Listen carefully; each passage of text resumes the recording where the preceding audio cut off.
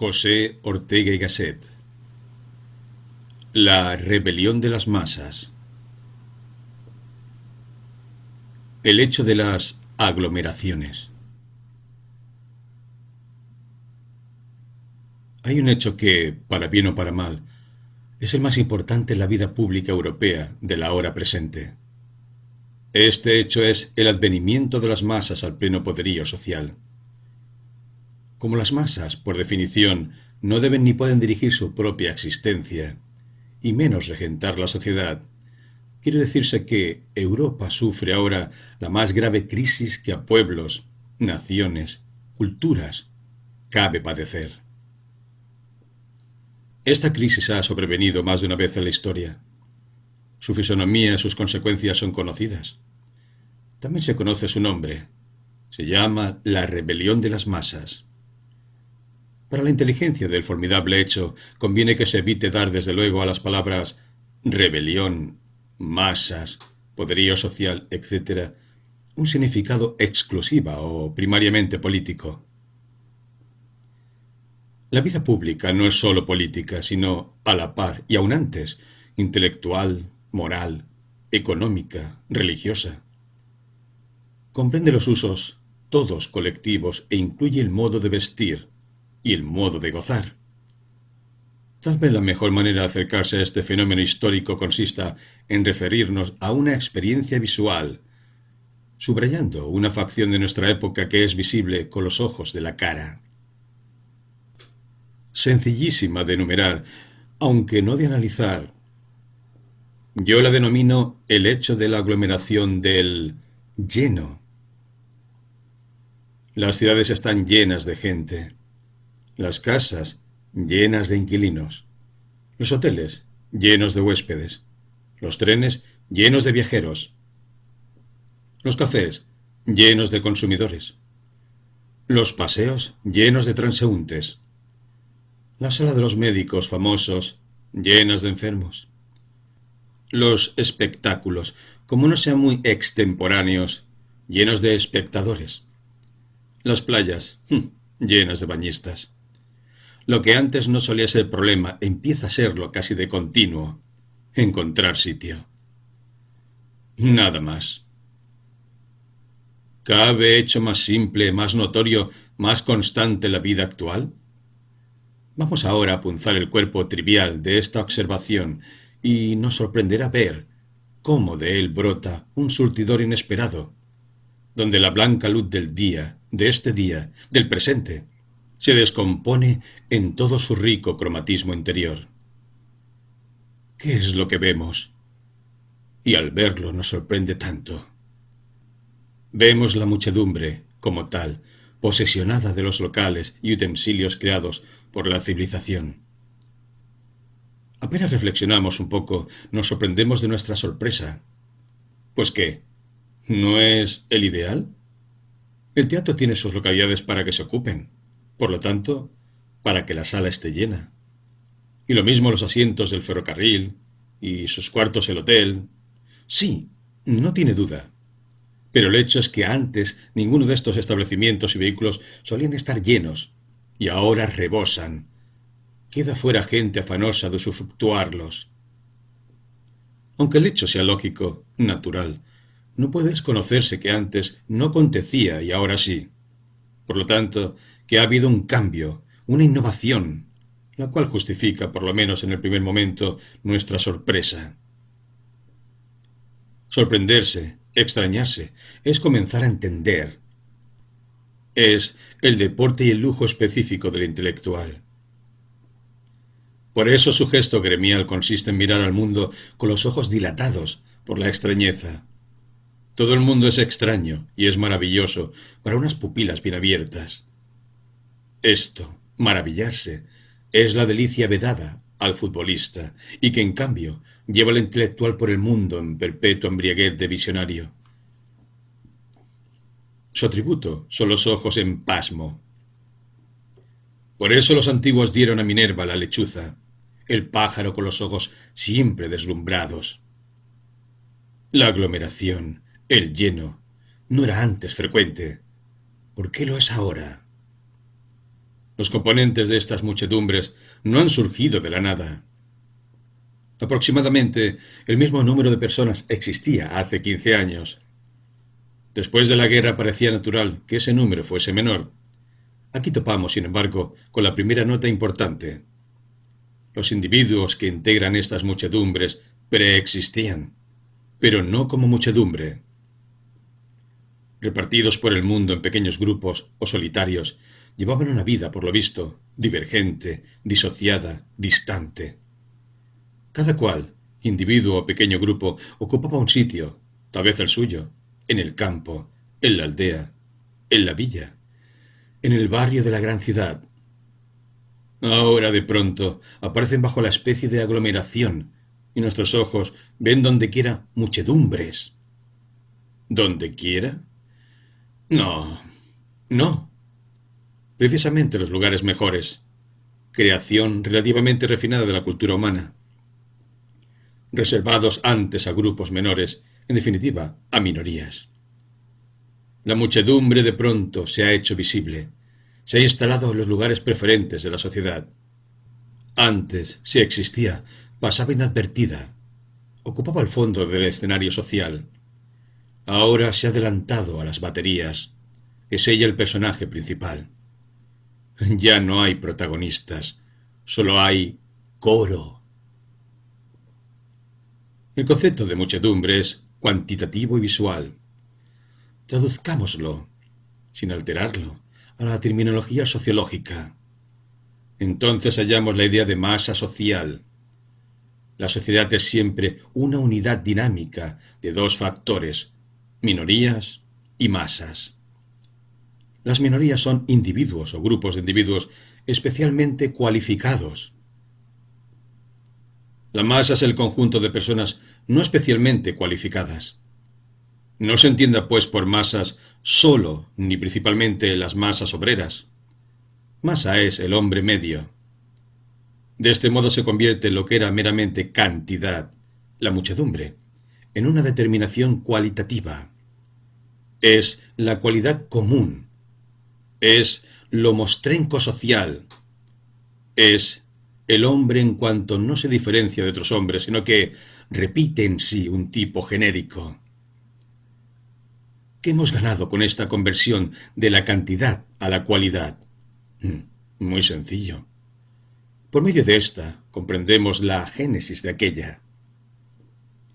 Es evidente, hasta perogrullesco, que la formación normal de una muchedumbre implica la coincidencia de deseos, de ideas, de modo de ser, en los individuos que la integran. Se dirá que es lo que acontece con todo grupo social, por selecto que pretenda ser.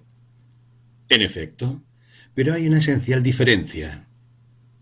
En los grupos que se caracterizan por no ser muchedumbre y masa, la coincidencia efectiva de sus miembros consiste en algún deseo, idea o ideal, que por sí solo excluye el gran número. Para formar una minoría, sea la que fuere, es preciso que antes cada cual se separe de la muchedumbre por razones especiales, relativamente individuales. Su coincidencia con los otros que forman la minoría es, pues, secundaria, posterior, a verse cada cual singularizado, y es, por lo tanto, en buena parte, una coincidencia en no coincidir. Hay cosas en que este carácter singularizador del grupo aparece a la intemperie. Los grupos ingleses que se llaman a sí mismos no conformistas, es decir, la agrupación de los que concuerdan solo en su disconformidad respecto a la muchedumbre ilimitada. Este ingrediente de juntarse los menos, precisamente para separarse de los más, va siempre involucrado en la formación de toda minoría. Hablando del reducido público que escuchaba a un músico refinado, dice graciosamente Mallarmé que aquel público subrayaba con la presencia de su escasez la ausencia multitudinaria. En rigor, la masa puede definirse como hecho sociológico sin necesidad de esperar a que aparezcan los individuos en aglomeración. Delante de una sola persona podemos saber si es masa o no. Masa es todo aquel que no se valora a sí mismo, en bien o en mal, por razones especiales, sino que se siente como todo el mundo. Y sin embargo, no se angustia, se siente a saber al sentirse idéntico a los demás.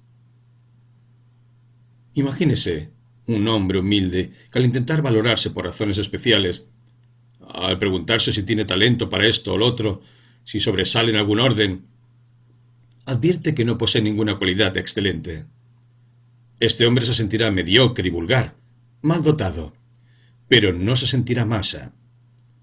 Cuando se habla de minorías selectas, la habitual bellaquería suele tergiversar el sentido de esta expresión, fingiendo ignorar que el hombre selecto no es el petulante que se cree superior a los demás, sino que el que se exige más que los demás, aunque no logre cumplir en su persona esas exigencias superiores. Y es indudable que la división más radical que cabe hacer de la humanidad es esta, en dos clases de criaturas: las que se exigen mucho y acumulan sobre sí mismas dificultades y deberes, y las que no se exigen nada especial, sino que para ellas vivir es ser en cada instante lo que ya son, sin esfuerzo de perfección sobre sí mismas, boyas que van a la deriva. Esto me recuerda que el budismo ortodoxo se compone de dos religiones distintas, una más rigurosa y difícil, otra más laxa y trivial. El Mahayana, gran vehículo o gran carril, y el Hinayana, pequeño vehículo o camino menor. Lo decisivo es si ponernos nuestra vida a uno u otro vehículo, a un máximo de exigencias o a un mínimo. La división de la sociedad en masas y minorías excelentes no es por lo tanto una división en clases sociales, sino en clases de hombres, y no puede coincidir con la jerarquización en clases superiores e inferiores. Claro está que en las superiores, cuando llegan a serlo, y mientras lo fueron de verdad, hay más verosimilitud de hallar hombres que adoptan el gran vehículo, mientras las inferiores están normalmente constituidas por individuos sin calidad. Pero, en rigor, dentro de cada clase social hay masa y minoría auténtica. Como veremos, es característico del tiempo el predominio, aun en los grupos cuya tradición era selectiva, de la masa y el vulgo.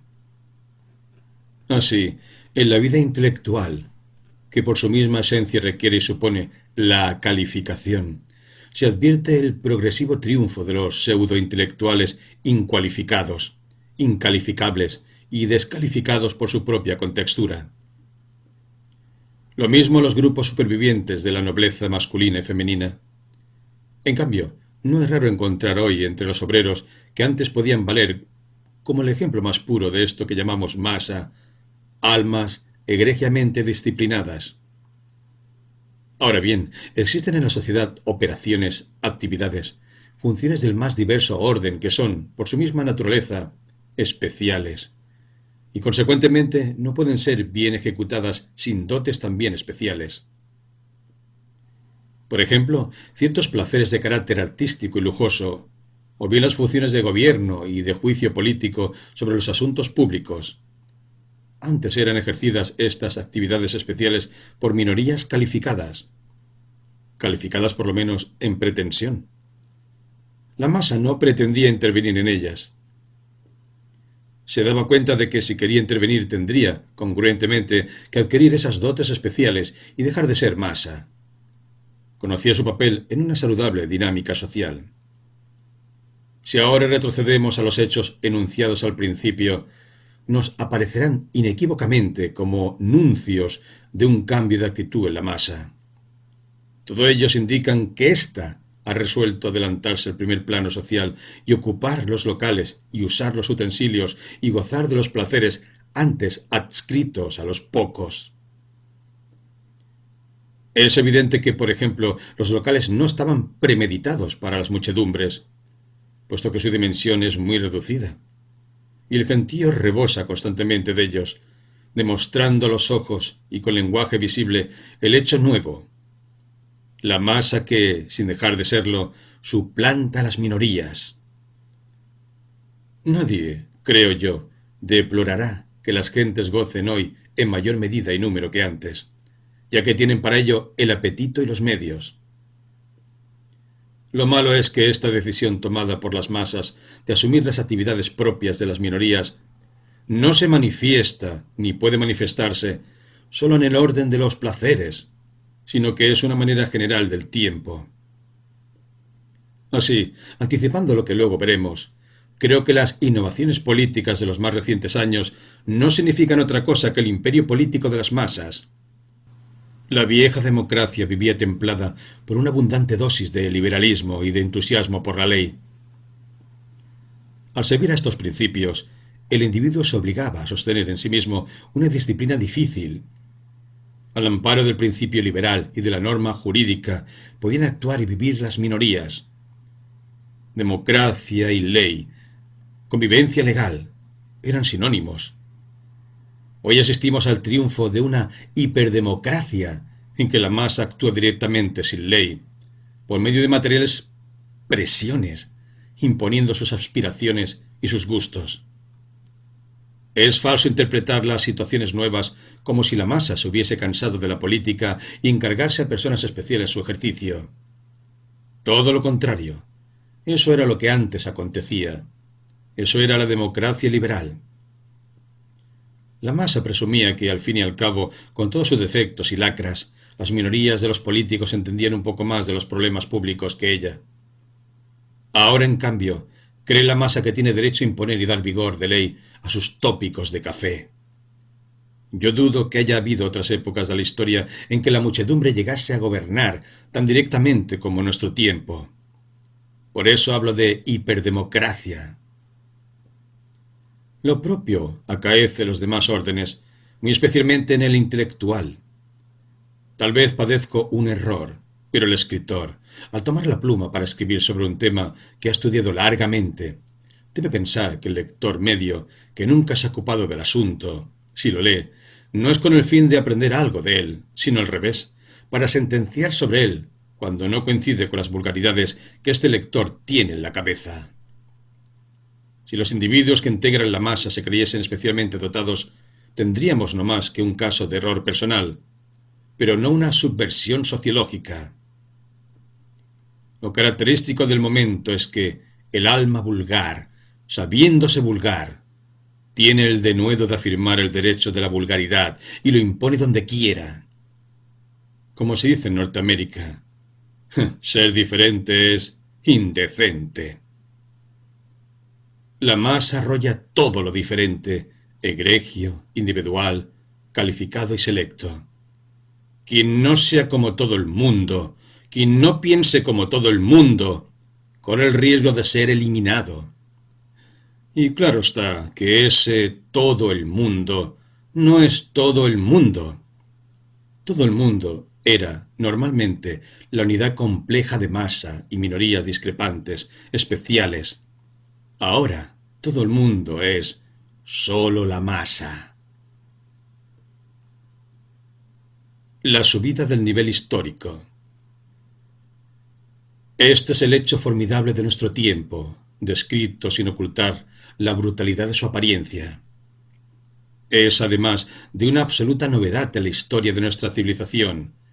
Jamás en todo su desarrollo ha acontecido nada parejo. Si hemos de hallar algo semejante, tendríamos que brincar fuera de nuestra historia y sumergirnos en un orbe, en un elemento vital, completamente distinto del nuestro. Tendríamos que insinuarnos en el mundo antiguo y llegar a su hora de declinación. La historia del Imperio Romano es también la historia de la subversión, del imperio de las masas, que absorben y anulan a las minorías dirigentes y se colocan en su lugar. Entonces se produce también el fenómeno de la aglomeración, del lleno. Por eso, como ha observado muy bien Spengler, hubo que construir, al modo de ahora, enormes edificios. La época de las masas es la época de lo colosal. Vivimos bajo el brutal imperio de las masas. Perfectamente. Ya hemos llamado 2 veces brutal a este imperio, ya hemos pagado nuestro tributo al dios de los tópicos. Ahora, con el billete en la mano, podemos alegremente ingresar en el tema, ver por dentro el espectáculo. ¿O se creía que iba a contentarme con esa descripción, tal vez exacta, pero externa, que es sólo la haz, la vertiente, bajo las cuales se presenta el hecho tremendo cuando se lo mira desde el pasado? Si yo dejase aquí este asunto y estrangulase sin más mi presente ensayo, quedaría el lector pensando, muy justamente, que este fabuloso advenimiento de las masas a la superficie de la historia no me inspiraba otra cosa que algunas palabras displicentes, desdeñosas, un poco de abominación y otro poco de repugnancia. A mí, de quien es notorio que sustento una interpretación de la historia radicalmente aristocrática. Es radical porque yo no he dicho nunca que la sociedad humana deba ser aristocrática, sino mucho más que eso. He dicho, y sigo creyendo, cada día con más enérgica convicción, que la sociedad humana es aristocrática siempre, quiera o no, por su esencia misma, hasta el punto de que es sociedad en la medida en que sea aristocrática, y deja de serlo en la medida en que se desaristocratice. Bien entendido que hablo de la sociedad y no del Estado. Nadie puede creer que frente a este fabuloso encrespamiento de la masa sea lo aristocrático contentarse con hacer un breve mohín amanerado, como un caballero de Versalles. Versalles, se entiende ese Versalles de los mohines. No es aristocracia, es todo lo contrario. Es la muerte y la putrefacción de una magnífica aristocracia. Por eso, de verdaderamente aristocrático solo quedaban aquellos seres la gracia digna con que sabían recibir en su cuello la visita de la guillotina. La aceptaban como el tumor acepta el bisturí. No. A quien sienta la misión profunda de las aristocracias, el espectáculo de la masa, lo incita y enardece, como al escultor la presencia del mármol virgen. La aristocracia social no se parece nada a ese grupo reducidísimo que pretende asumir para sí, íntegro, el nombre de sociedad, que se llama a sí mismo la sociedad, y que vive simplemente de invitarse o de no invitarse. Como todo en el mundo tiene su virtud y su misión, también tiene las suyas dentro del vasto mundo, este pequeño mundo elegante, pero una misión muy subalterna e incomparable con la faena hercúlea de las auténticas aristocracias. Yo no tendría inconveniente en hablar sobre el sentido que posee esa vida elegante, en apariencia tan sin sentido. Pero nuestro tema es ahora otro de mayores proporciones. Por supuesto que esa misma sociedad distinguida va también con el tiempo. Me hizo meditar mucho cierta damita en flor, toda juventud y actualidad, estrella de primera magnitud en el zodíaco de la elegancia madrileña, porque me dijo: «Yo no puedo sufrir un baile al que han sido invitadas menos de 800 personas». A través de esta frase vi que el estilo de las masas triunfa hoy sobre toda el área de la vida y se impone aún en aquellos últimos rincones que parecían reservados a los happy few. Rechazo, pues, igualmente, toda interpretación de nuestro tiempo que no descubra la significación positiva oculta bajo el actual imperio de las masas, y las que lo aceptan beatamente, sin estremecerse de espanto. Todo destino es dramático y trágico en su profunda dimensión. Quien no haya sentido en la mano palpitar el peligro del tiempo, no ha llegado a la entraña del destino, no ha hecho más que acariciar su mórbida mejilla. En el nuestro, el ingrediente terrible le pone la arrolladora y violenta sublevación moral de las masas, imponente, indomable y equívoca como todo destino. ¿A dónde nos lleva? ¿Es un mal absoluto o un bien posible? Ahí está, colosal, instalado sobre nuestro tiempo como un gigante, cósmico signo de interrogación, el cual tiene siempre una forma equívoca, con algo, en efecto, de guillotina o de horca, pero también con algo que quisiera ser un arco triunfal. El hecho que necesitamos someter a anatomía puede formularse bajo estas dos rúbricas. Primera, las masas ejercitan hoy un repertorio vital que coincide en gran parte con el que antes parecía reservado exclusivamente a las minorías. Segunda, al propio tiempo, las masas se han hecho indóciles frente a las minorías. No las obedecen, no las siguen. No las respetan, sino que, por el contrario, las dan de lado y las suplantan. Analicemos la primera rúbrica. Quiero decir con ella que las masas gozan de los placeres y usan los utensilios inventados por los grupos selectos y que antes solo estos usufructuaban. Sienten apetitos y necesidades que antes se calificaban de refinamientos porque eran patrimonio de pocos. Un ejemplo trivial. En 1820 no habría en París 10 cuartos de baño en casas particulares. Véanse las memorias de la Comtesse de Boigne. Pero más aún, las masas conocen y emplean hoy, con relativa suficiencia, muchas de las técnicas que antes manejaban solo individuos especializados. Y no solo las técnicas materiales, sino, lo que es más importante, las técnicas jurídicas y sociales.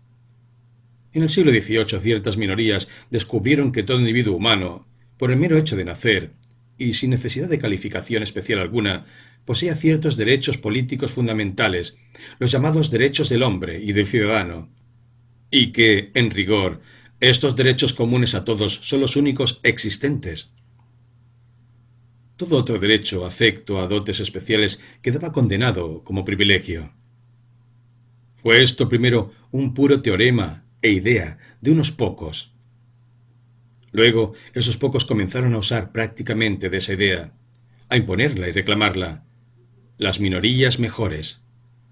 Sin embargo, durante todo el siglo XIX, la masa, que iba entusiasmándose con la idea de esos derechos como un ideal, no los sentía en sí, no los ejercitaba ni hacía valer, sino que, de hecho, bajo las legislaciones democráticas, seguía viviendo, seguía sintiéndose a sí misma como en el antiguo régimen. El pueblo, según entonces se lo llamaba, sabía ya que era soberano, pero no lo creía. Hoy, aquel ideal se ha convertido en una realidad, no ya en las legislaciones, que son esquemas externos de la vida pública, sino en el corazón de todo individuo, cualesquiera que sean sus ideas, inclusive cuando sus ideas son reaccionarias, es decir, inclusive cuando machaca y tritura las instituciones donde aquellos derechos se sancionan. A mi juicio, quien no entiende esta curiosa situación moral de las masas no puede explicarse nada de lo que hoy comienza a acontecer en el mundo. La soberanía del individuo no cualificado, del individuo humano genérico y como tal, ha pasado de idea o ideal jurídico que era a ser un estado sociológico constitutivo del hombre medio. Y nótese bien, cuando algo que fue ideal se hace ingrediente de la realidad, inexorablemente deja de ser ideal. El prestigio y la magia autorizante, que son atributos del ideal, que son su efecto sobre el hombre, se volatilizan. Los derechos niveladores de la generosa inspiración democrática se han convertido, de aspiraciones e ideales, en apetitos y supuestos inconscientes. Ahora bien, el sentido de aquellos derechos no era otro que sacar las almas humanas de su interna servidumbre y proclamar dentro de ellas una cierta conciencia de señorío y dignidad. ¿No era esto lo que se quería? ¿Que el hombre medio se sintiese amo, dueño, señor de sí mismo y de su vida? Ya está logrado. ¿Por qué se quejan los liberales, los demócratas, los progresistas de hace 30 años? ¿O es que, como los niños quieren una cosa, pero no sus consecuencias? Se quiere que el hombre medio sea señor. Entonces, no extrañe que actúe por sí y ante sí, que reclame todos los placeres, que imponga, decidido, su voluntad, que se niegue a toda servidumbre, que no siga dócil a nadie, que cuide su persona y sus ocios, que perfile su indumentaria. Son algunos de los atributos perennes que acompañan a la conciencia del señorío. Hoy los hallamos residiendo en el hombre medio, en la masa. Tenemos, pues, que la vida del hombre medio está ahora constituida por el repertorio vital que antes caracterizaba solo a las minorías culminantes. Ahora bien, el hombre medio representa el área sobre la que se mueve la historia de cada época. Es en la historia lo que el nivel del mar en la geografía. Si, pues, El nivel medio que se halla hoy, donde antes solo tocaban las aristocracias, quiere decirse lisa y llanamente que el nivel de la historia ha subido de pronto, tras largas y subterráneas preparaciones, pero en su manifestación de pronto, de un salto, en una generación. La vida humana, en totalidad, ha ascendido. El soldado del día, diríamos, tiene mucho de capitán. El ejército humano se compone ya de capitanes. Basta ver la energía, la resolución, la soltura con que cualquier individuo se mueve hoy por la existencia. Agarra el placer que pasa, impone su decisión. Todo el bien, todo el mal del presente y del inmediato porvenir tienen en este ascenso general del nivel histórico su causa y su raíz. Pero ahora nos ocurre una advertencia impremeditada. Eso que el nivel medio de la vida sea el de las antiguas minorías es un hecho nuevo en Europa, pero era el hecho nativo, constitucional, de América. Piensa el lector, para ver clara mi intención, en la conciencia de igualdad jurídica. Ese estado sociológico de sentirse amo y señor de sí, e igual a cualquier otro individuo, que en Europa solo los grupos sobresalientes lograban adquirir, es lo que desde el siglo XVIII, prácticamente desde siempre, acontecía en América. Y nueva coincidencia aún más curiosa.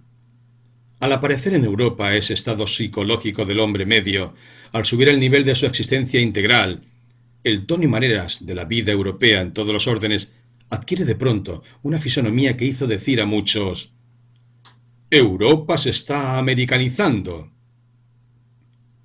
Los que esto decían no daban al fenómeno importancia mayor. Creían que se trataba de un ligero cambio en las costumbres, de una moda, y, desorientados por el parecido externo, lo atribuían a no se sabe qué influjo de América sobre Europa.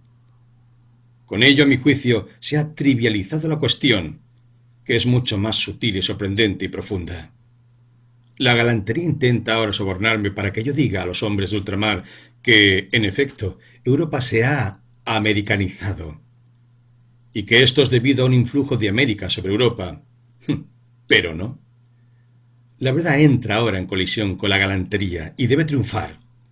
Europa no se ha americanizado. No ha recibido aún un influjo grande de América. Lo uno y lo otro, si acaso, se inician ahora mismo, pero no se produjeron en el próximo pasado, de que el presente es brote. Hay aquí un cúmulo desesperante de ideas falsas que nos estorban la visión a unos y a otros, a americanos y a europeos. El triunfo de las masas y la consiguiente magnífica ascensión de nivel vital han acontecido en Europa por razones internas, después de 2 siglos de educación progresista de las muchedumbres y de un paralelo enriquecimiento económico de la sociedad. Pero ello es que el resultado coincide con el rasgo más decisivo de la existencia americana, y por eso, porque coincide la situación moral del hombre medio europeo con la del americano, ha acaecido que, por vez primera, el europeo entiende la vida americana, que antes le era un enigma y un misterio. No se trata, pues, de un influjo que sería un poco extraño, que sería un reflejo, sino de lo que menos se sospecha aún.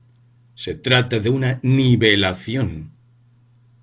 Desde siempre se entreveía oscuramente por los europeos que el nivel medio de la vida era más alto en América que en el viejo continente.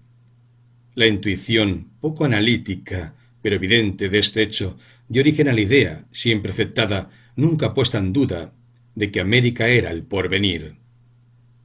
Se comprenderá que idea tan amplia y tan arraigada no podía venir del viento, como dicen que las orquídeas se crían en el aire, sin raíces. El fundamento era aquella visión de un nivel más elevado en la vida media de ultramar, que contrastaba con el nivel inferior de las minorías mejores de América comparadas con las europeas. Pero la historia, como la agricultura, se nutre de los valles y no de las cimas, de la altitud media social y no de las eminencias. Vivimos en sazón de nivelaciones. Se nivelan las fortunas, se nivela la cultura entre las distintas clases sociales, se nivelan los sexos. Pues bien, también se nivelan los continentes. Y como el europeo se hallaba vitalmente más bajo, en esta nivelación no ha hecho sino ganar. Por lo tanto, mirada desde esta haz, la subvención de las masas significa un fabuloso aumento de vitalidad y posibilidades. Todo lo contrario, pues, de lo que oímos tan a menudo sobre la decadencia de Europa. Frase confusa y tosca, donde no se sabe bien de qué se habla, si de los estados europeos, de la cultura europea, o de lo que está bajo todo esto, e importa infinitamente más que todo esto, a saber, de la vitalidad europea. De los estados y de la cultura europeos diremos algún vocablo más adelante, y acaso la frase susodicha valga para ellos. Pero en cuanto a la vitalidad, conviene desde luego hacer constar que se trata de un craso error. Dicha en otro giro, tal vez mi afirmación parezca más convincente o menos inverosímil. Digo, pues, que hoy un italiano medio, un español medio, un alemán medio, se diferencian menos en tono vital de un yanqui o de un argentino que hace 30 años. Y este es un dato que no deben olvidar los americanos.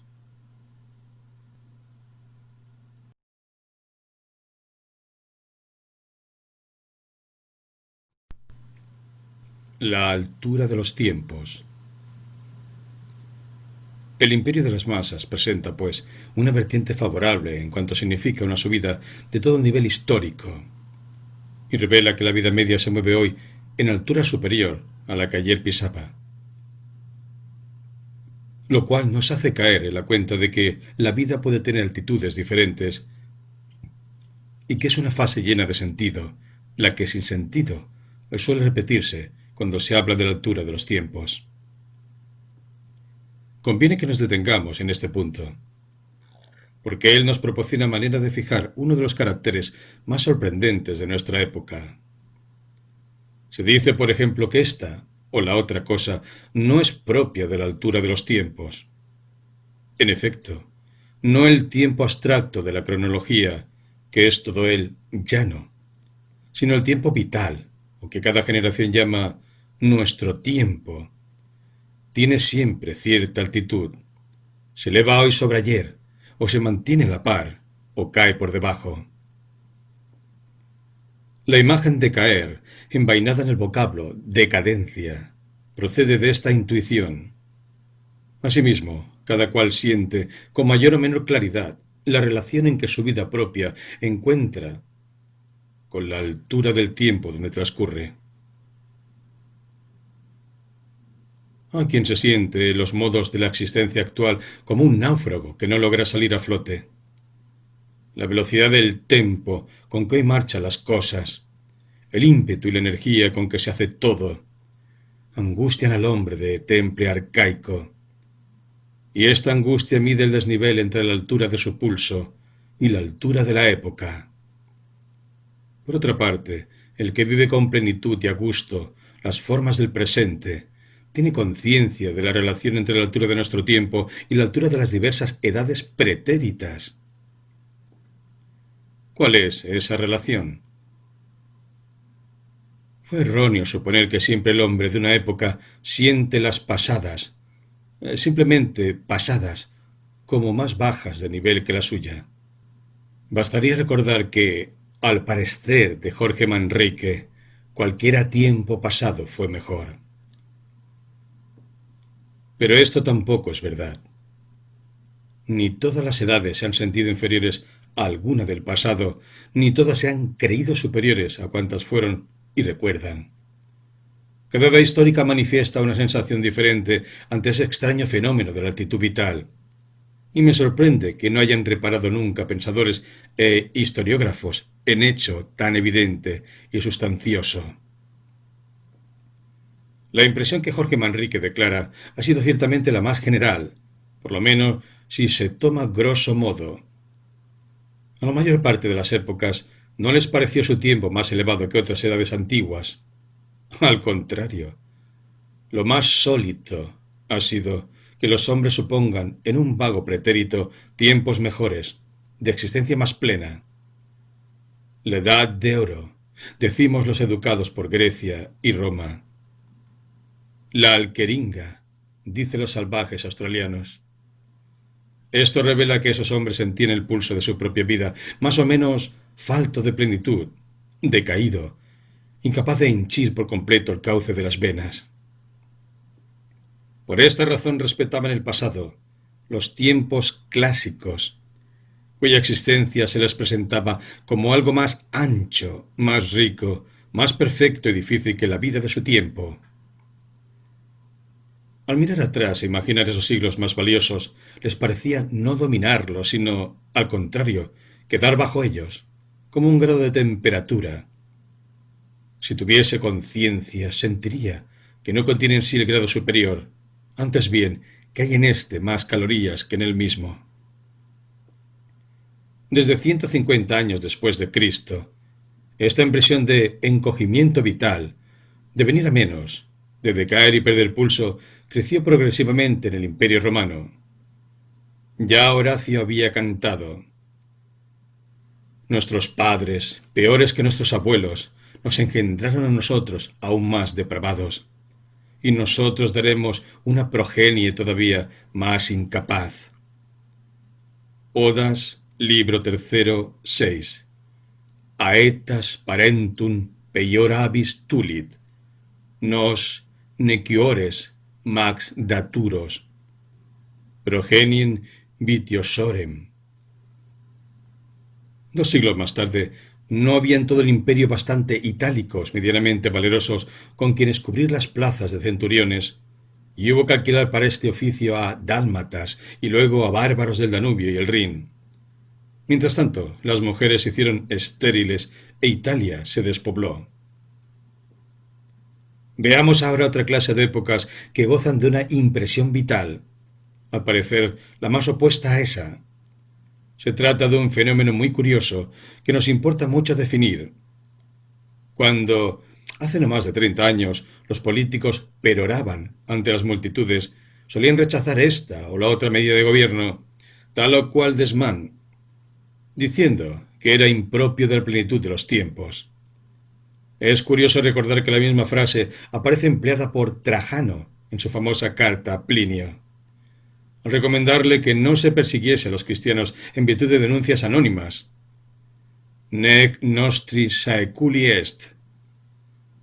Ha habido, pues, varias épocas a la historia que se han sentido a sí misma como arribadas a una altura plena, definitiva. Tiempos en que se cree haber llegado al término de un viaje, en que se cumple un afán antiguo y planifica una esperanza. Es la plenitud de los tiempos, la completa madurez de la vida histórica. Hace 30 años, en efecto, creía el europeo que la vida humana había llegado a ser lo que debía ser, lo que desde muchas generaciones se venía anhelando que fuese, lo que tendría ya que ser siempre. Los tiempos de plenitud se sienten siempre como resultado de otras muchas edades preparatorias, de otros tiempos sin plenitud, inferiores al propio, sobre los cuales va montada esta hora bien granada. Vistos desde la altura, aquellos periodos preparatorios aparecen como si en ellos se hubiese vivido de puro afán e ilusión no lograda. Tiempos de solo deseo insatisfecho, de ardientes precursores, de todavía no, de contraste penoso entre una aspiración clara y la realidad, que no le corresponde. Así ve a la Edad Media el siglo XIX. Por fin llega un día en que ese viejo deseo, a veces milenario, parece cumplirse. La realidad lo recoge y obedece. Hemos llegado a la altura entrevista, a la meta anticipada, a la cima del tiempo. Al todavía no ha sucedido el por fin. Esta era la sensación de que su propia vida tenían nuestros padres y toda su centuria. No se olvide esto. Nuestro tiempo es un tiempo que viene después de un tiempo de plenitud.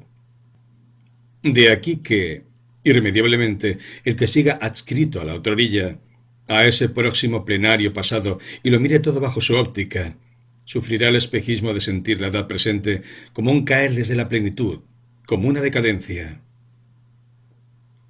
Pero un viejo aficionado a la historia, empedernido tomador de pulso de tiempos, no puede dejarse alucinar por esa óptica de las supuestas plenitudes. Según he dicho, lo esencial para que exista plenitud de los tiempos es que un deseo antiguo, el cual venía arrastrándose anheloso y querellante durante siglos, por fin un día queda satisfecho.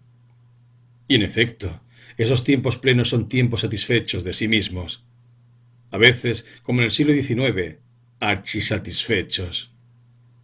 Pero ahora caemos en la cuenta de que esos siglos tan insatisfechos, tan logrados, están muertos por dentro. La auténtica plenitud vital no consiste en la satisfacción, en el logro, en la arribada. Ya decía Cervantes que el camino es siempre mejor que la posada. Un tiempo que ha satisfecho su deseo, su ideal, es que ya no desea nada más, que se le ha secado la fontana del desear. Es decir, que la famosa plenitud es en realidad una conclusión. Hay siglos que, por no saber renovar sus deseos, mueren de satisfacción, como muere el zángano afortunado después del vuelo nupcial. De aquí el dato sorprendente de que esas etapas de llamada plenitud hayan sentido siempre en el pozo de sí mismas una peculiarísima tristeza. El deseo tan lentamente gestado y que en el siglo XIX parece al cabo realizarse, es lo que, resumiendo, se denominó a sí mismo cultura moderna. Ya el nombre es inquietante. Que un tiempo se llame a sí mismo moderno, es decir, último, definitivo, frente al cual todos los demás son puros pretéritos, modestas preparaciones y aspiraciones hacia él. Saetas sin brío que fallan al blanco. ¿No se palpa ya aquí la diferencia esencial entre nuestro tiempo y ese que acaba de preterir, de transponer? Nuestro tiempo, en efecto, no se siente ya definitivo. Al contrario, en su raíz misma encuentra oscuramente la intuición de que no hay tiempos definitivos, seguros, para siempre cristalizados, sino que, al revés, esa pretensión de que un tipo de vida, el llamado cultura moderna, fuese definitivo, nos parece una obcecación y estrechez inverosímiles del campo visual. Y al sentir así, percibimos una deliciosa impresión de habernos evadido de un recinto angosto y hermético, de haber escapado, y salir de nuevo bajo las estrellas al mundo auténtico, profundo, terrible, imprevisible e inagotable, donde todo es posible, lo mejor y lo peor. La fe en la cultura moderna era triste. Era saber que mañana iba a ser, en todo lo esencial, igual a hoy. Que el progreso consistía solo en avanzar por todos los siempres sobre un camino idéntico al que ya estaba bajo nuestros pies. Un camino así es más bien una prisión que, elástica, se alarga sin libertarnos. Cuando a los comienzos del imperio algún fino provincial llegaba a Roma, Lucano, por ejemplo, o Séneca, y veía las majestuosas construcciones imperiales, símbolos de un poder definitivo, sentía contraerse su corazón. Ya nada nuevo podía pasar en el mundo. Roma era eterna. Y si hay una melancolía de las ruinas, que se levanta de ellas como el vaho de las aguas muertas, el provincial sensible percibía una melancolía no menos premiosa, aunque de signo inverso, la melancolía de los edificios eternos. Frente a ese estado emotivo, ¿no es evidente que la sensación de nuestra época se parece más a la alegría y alboroto de chicos que se han escapado de la escuela? Ahora ya no sabemos lo que va a pasar mañana en el mundo, y eso secretamente nos regocija, porque eso, ser imprevisible, ser un horizonte siempre abierto a toda posibilidad, es la vida auténtica, la verdadera plenitud de la vida. Contrasta este diagnóstico, al cual falta, es cierto, su otra mitad, con la quejumbre de decadencias que lloriquea en las páginas de tantos contemporáneos. Se trata de un error óptico que proviene de múltiples causas. Otro día veremos algunas, pero hoy quiero anticipar la más obvia. Proviene de que, fieles a una ideología, en mi opinión periclitada, miran de la historia solo la política, la cultura, y no advierten que todo eso es solo la superficie de la historia, que la realidad histórica es, antes que eso y más hondo que eso, un puro afán de vivir, una potencia parecida a las cósmicas, no la misma, pero sí hermana de la que inquieta al mar, fecundiza a la fiera, pone flor en el árbol, hace temblar a la estrella. Frente a los diagnósticos de decadencia, yo recomiendo el siguiente razonamiento. La decadencia es, claro está, un concepto comparativo. Se decae de un estado superior hacia un estado inferior. Ahora bien, esa comparación puede hacerse desde los puntos de vista más diferentes y varios que quepa imaginar. Para un fabricante de boquillas de ámbar, el mundo está en decadencia porque ya no se fuma apenas con boquillas de ámbar.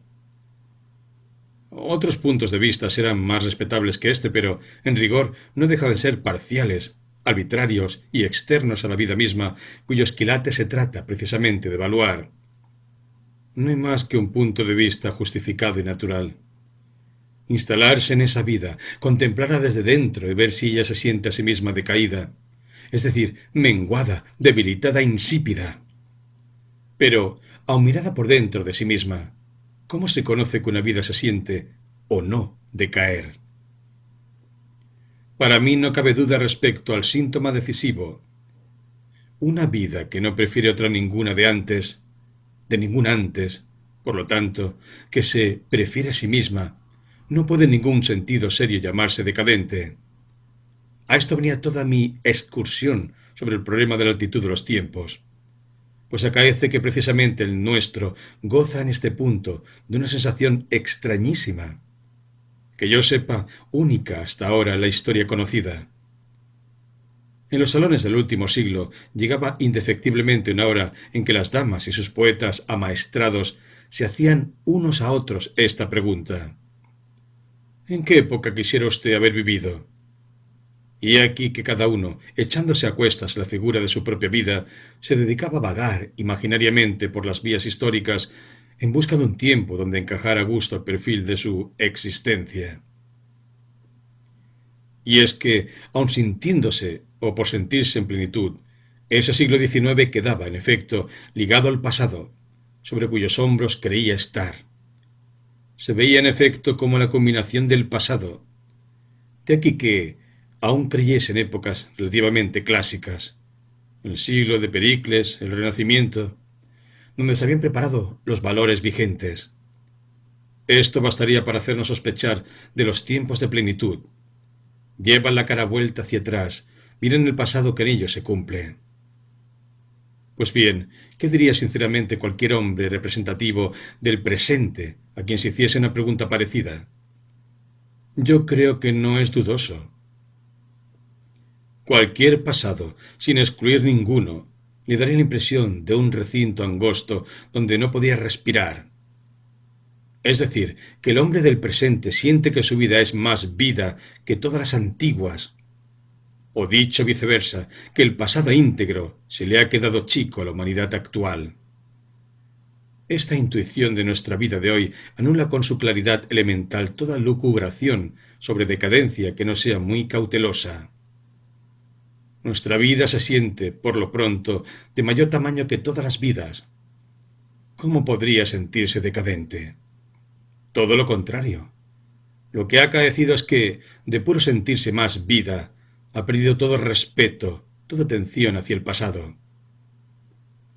De aquí que, por vez primera, nos encontremos con una época que hace tabla rasa de todo clasicismo, que no reconoce nada pretérito posible, modelo o norma, y, sobrevenida al cabo de tantos siglos sin discontinuidad de evolución, parece no obstante un comienzo, una alborada, una iniciación, una niñez. Miramos atrás y el famoso Renacimiento nos parece un tiempo angostísimo, provincial, de vanos gestos. ¿Por qué no decirlo? Cursi. Yo resumía, tiempo hace, tal situación en la forma siguiente. Esta grave disociación de pretérito y presente es el hecho general de nuestra época, y en ella va incluida la sospecha, más o menos confusa, que engendra el azoramiento peculiar de la vida en estos años. Sentimos que de pronto nos hemos quedado solos sobre la tierra, los hombres actuales, que los muertos no se murieron de broma, sino completamente, que ya no pueden ayudarnos. El resto de espíritu tradicional se ha evaporado. Los modelos, las normas, las pautas no nos sirven. Tenemos que resolvernos nuestros problemas sin colaboración activa del pasado, en pleno actualismo, sean de arte, de ciencia o de política. El europeo está solo, sin muertos vivientes a su vera, como Pedro Schlemihl. Ha perdido su sombra. Es lo que acontece siempre que llega el mediodía. ¿Cuál es, en resumen, la altura de nuestro tiempo? No es plenitud de los tiempos, y sin embargo se siente sobre todos los tiempos idos y por encima de todas las conocidas plenitudes. No es fácil de formular la impresión que de sí misma tiene nuestra época. Cree ser más que las demás, y a la par se siente como un comienzo, sin estar segura de no ser una agonía. ¿Qué expresión elegiríamos? Tal vez esta, más que los demás tiempos e inferior a sí misma. Fortísima y a la vez insegura de su destino, orgullosa de sus fuerzas y a la vez temiéndolas. El crecimiento de la vida.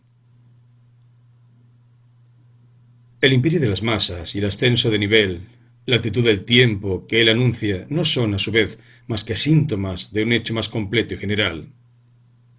Este hecho es casi grotesco e increíble en su misma simple evidencia.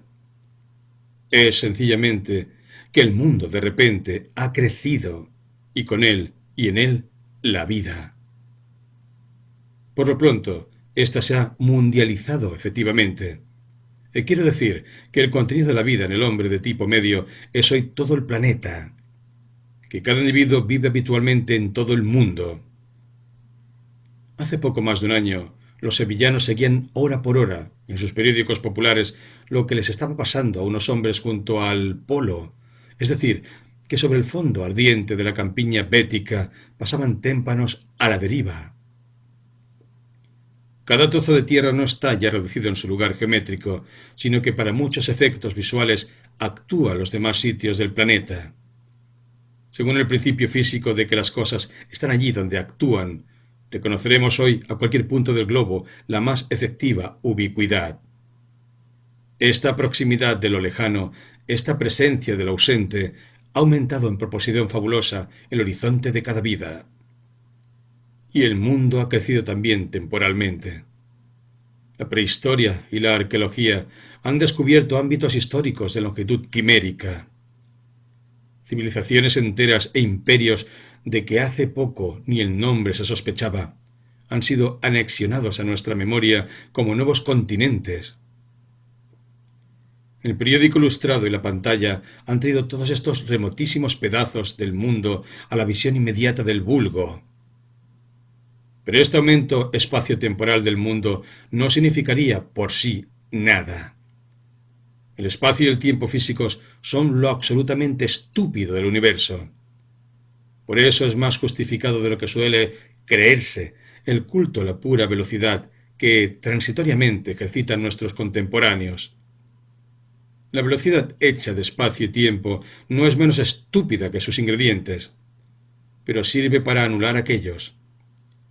Una estupidez no se puede dominar si no es con otra.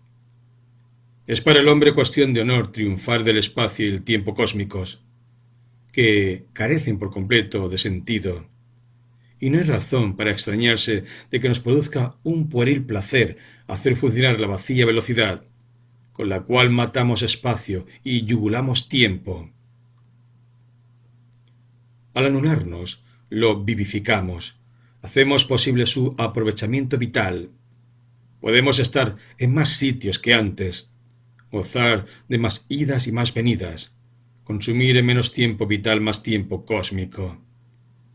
Pero, en definitiva, el crecimiento sustantivo del mundo no consiste en sus mayores dimensiones, sino en que incluya más cosas. Cada cosa, tómese la palabra en su más amplio sentido, es algo que se puede desear, intentar, hacer, deshacer, encontrar, gozar o repeler. Nombres todos que significan actividades vitales. Tómese una cualquiera de nuestras actividades. Por ejemplo, comprar. Imagínense en dos hombres, uno del presente y otro del siglo XVIII, que poseen fortuna igual, proporcionalmente al valor del dinero en ambas épocas, y compárese el repertorio de cosas en venta que se ofrece a uno y a otro. La diferencia es casi fabulosa. La cantidad de posibilidades que se abren ante el comprador actual llega a ser prácticamente ilimitada. No es fácil imaginar, con el deseo, un objeto que no exista en el mercado, y viceversa. No es posible que un hombre imagine y desee cuanto se halla a la venta. Se me dirá que, con fortuna proporcionalmente igual, el hombre de hoy no podrá comprar más cosas que el del siglo XVIII. El hecho es falso. Hoy se pueden comprar muchas más, porque la industria ha abaratado casi todos los artículos. Pero a la postre no me importaría que el hecho fuese cierto. Antes bien, subrayaría más lo que intento decir. La actividad de comprar concluye en decidirse por un objeto, pero por lo mismo es antes una elección. Y la elección comienza por darse cuenta de las posibilidades que ofrece el mercado. De donde resulta que la vida, en su modo comprar, consiste primariamente en vivir las posibilidades de compra como tales. Cuando se habla de nuestra vida, suele olvidarse esto, que me parece esencialísimo. Nuestra vida es, en todo instante y antes que nada, conciencia de lo que nos es posible. Si en cada momento no tuviéramos delante más que una sola posibilidad, carecería de sentido llamarla así. Sería más bien pura necesidad. Pero ahí está.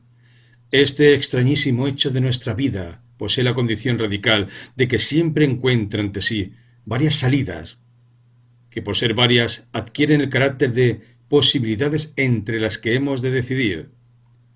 Tanto vale decir que vivimos como decir que nos encontramos en un ambiente de posibilidades determinadas. A este ámbito suele llamarse las circunstancias. Toda vida es hallarse dentro de la circunstancia o mundo, porque este es el sentido originario de la idea mundo. Mundo es el repertorio de nuestras posibilidades vitales. No es, pues, algo aparte y ajeno a nuestra vida, sino que es su auténtica periferia. Representa lo que podemos ser, por lo tanto, nuestra potencialidad vital. Esta tiene que concretarse para realizarse, o dicho de otra manera, llegamos a ser solo una parte mínima de lo que podemos ser. De aquí que nos parezca el mundo una cosa tan enorme, y nosotros, dentro de él, una cosa tan menuda. El mundo, nuestra vida posible, es siempre más que nuestro destino o vida efectiva. Pero ahora me importa solo hacer notar cómo ha crecido la vida del hombre en la dimensión de potencialidad.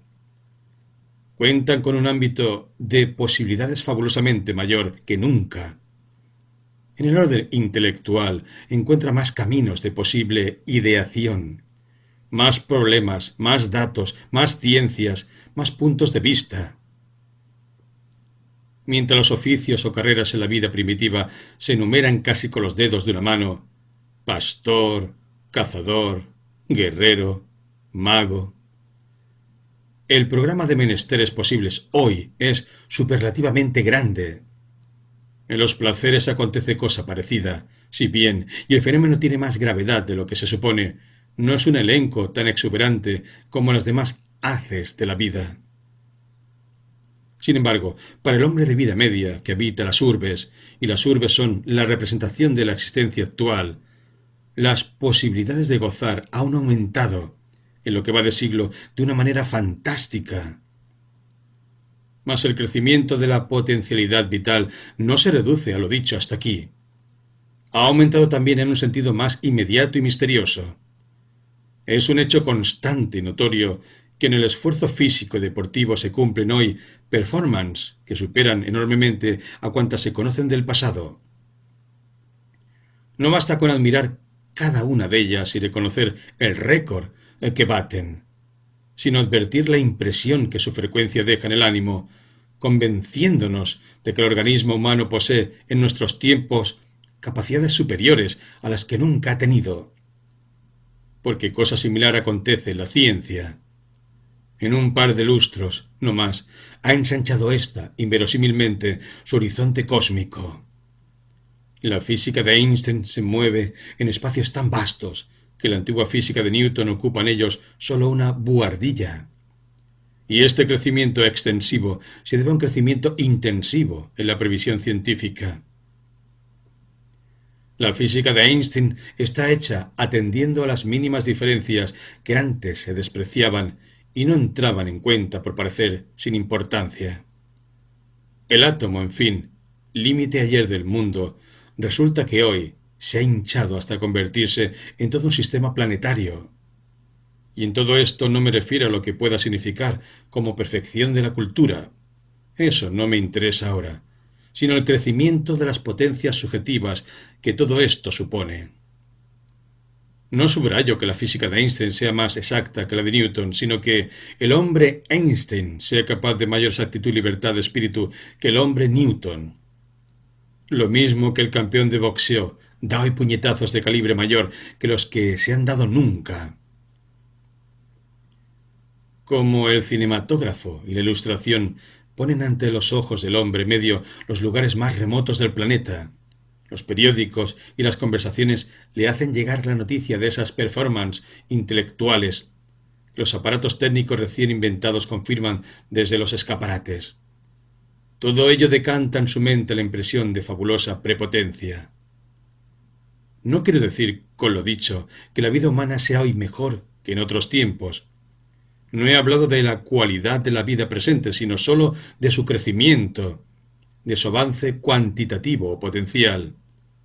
Creo con ello describir vigorosamente la conciencia del hombre actual, su tono vital, que consiste en sentirse con mayor potencialidad que nunca y parecerle todo lo pretérito afectado de enanismo. Era necesaria esta descripción para obviar las lucubraciones sobre decadencia, y en especial sobre decadencia occidental, que han pululado en el aire del último decenio. Recuérdese el razonamiento que yo hacía, y que me parece tan sencillo como evidente. No vale hablar de decadencia sin precisar qué es lo que decae. ¿Se refiere el pesimista vocablo a la cultura? ¿Hay una decadencia de la cultura europea? ¿Hay más bien solo una decadencia de las organizaciones nacionales europeas? Supongamos que sí. ¿Bastaría eso para hablar de la decadencia occidental? En modo alguno, porque son esas decadencias menguas parciales relativas a elementos secundarios de la historia, cultura y naciones. Solo hay una decadencia absoluta, la que consiste en una vitalidad menguante, y ésta solo existe cuando se siente. Por esta razón me he detenido a considerar un fenómeno que suele desatenderse: la conciencia o sensación de que toda época tiene de su altitud vital. Esto nos llevó a hablar de la plenitud que han sentido algunos siglos frente a otros que, inversamente, se ven a sí mismas como decaídos de mayores alturas, de antiguas y relumbrantes edades de oro. Y concluía yo haciendo notar el hecho evidentísimo de que nuestro tiempo se caracteriza por una extraña presunción de ser más que todo otro tiempo pasado, más aún, por desentenderse de todo pretérito, no reconocer épocas clásicas y normativas, sino verse a sí mismo como una vida nueva superior a todas las antiguas e irreductible a ellas. Dudo que, sin afianzarse bien en esta advertencia, se pueda entender a nuestro tiempo, porque este es precisamente su problema. Si se sintiese decaído, vería otras épocas como superiores a él, y esto sería una y misma cosa con estimarlas y admirarlas y venerar los principios que las informaron. Nuestro tiempo tendría ideales claros y firmes, aunque fuese incapaz de realizarlos. Pero la verdad es estrictamente lo contrario. Vivimos en un tiempo que se siente fabulosamente capaz para realizar, pero no sabe qué realizar. Domina todas las cosas, pero no es dueño de sí mismo. Se siente perdido en su propia abundancia. Con más medios, más saber, más técnicas que nunca, resulta que el mundo actual va como el más desdichado que haya habido puramente a la deriva. De aquí esa extraña dualidad de prepotencia e inseguridad que anida en el alma contemporánea. Le pasa como se decía del regente durante la niñez de Luis XV, que tenía todos los talentos menos el talento para usar de ellos. Muchas cosas parecían ya imposibles en el siglo XIX, firme en su fe progresista. Hoy, de puro parecernos todo posible, presentimos que es posible también lo peor, el retroceso, la barbarie, la decadencia. Por sí mismo no sería esto un mal síntoma. Significaría que volvemos a tomar contacto con la inseguridad esencial a todo vivir, con la inquietud, a un tiempo dolorosa y deliciosa, que va encerrada en cada minuto si sabemos vivirlo hasta su centro, hasta su pequeña víscera palpitante y cruenta. De ordinario reunimos palpar esa pulsación pavorosa que hace de cada instante sincero un menudo corazón transeúnte. Nos esforzamos por cobrar seguridad e insensibilizarnos para el dramatismo radical de nuestro destino, vertiendo sobre él la costumbre, el uso, el tópico, todos los cloroformos. Es, pues, benéfico que por primera vez después de casi 3 siglos nos sorprendamos con la conciencia de no saber lo que va a pasar mañana.